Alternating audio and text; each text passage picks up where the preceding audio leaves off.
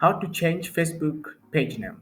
You have to log into your account and make sure that you are on your home page. When you are on your home page, click on your profile icon image, and here you're going to see your account and the page that you want to change the name for. Click on your page to switch to your page. Once you are on your profile page, click on your profile image, and here click on settings and privacy. Then click on settings. In the settings menu here, you're going to scroll down and click on the page setup.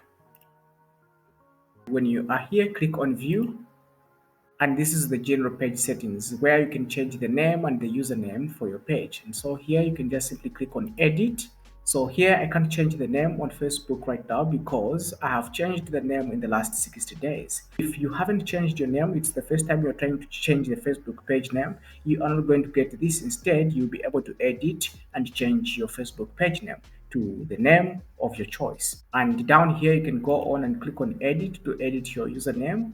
All you have to do here is just change the username, then you can click on save changes, and the changes will be saved. And this is how you can simply change your Facebook page name. I hope this video was helpful. If it was, please leave a like on this video, subscribe, and tell me if you have any challenges in the comments. I'll respond to you. Thank you for watching. See you in the next one.